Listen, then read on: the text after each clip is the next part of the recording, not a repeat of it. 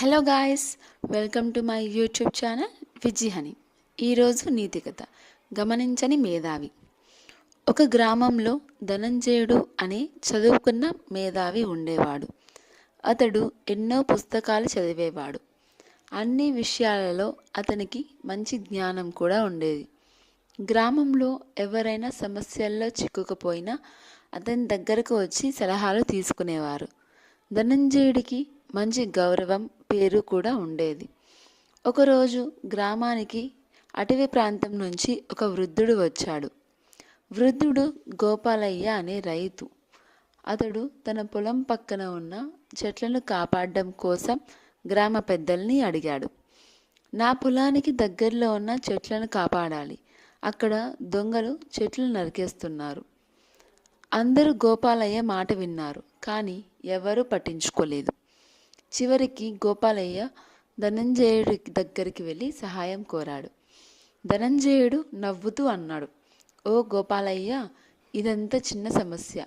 నువ్వు నాతో 3 రోజుల పాటు విజ్ఞానం నేర్చుకుంటే నీ సమస్య స్వయంగా పరిష్కారం అవుతుంది అని.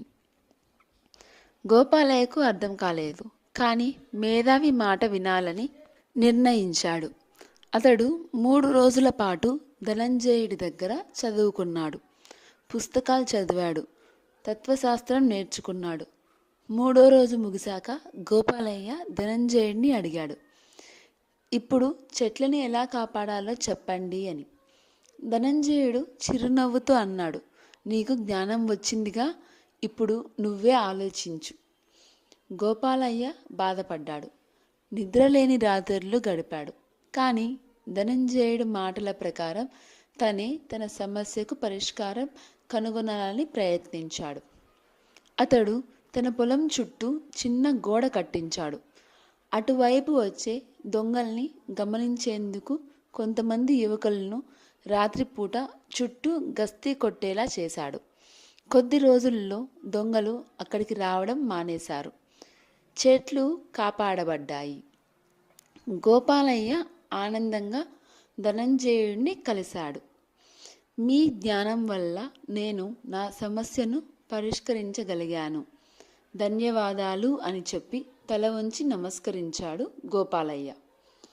ఆ సమయంలో ధనంజయుడి మనసులో ఒక చిన్న ప్రశ్న మెదిలింది. నేను ఎందుకు గోపాలయ్యకు మొదటనే ఈ సాధారణ పరిష్కారాన్ని చెప్పలేదు అని, ఎందుకు అతన్ని 3 రోజులు కష్టపెట్టాను అని అతడు తన మనసును పరిశీలించగా నిజం కనిపించింది.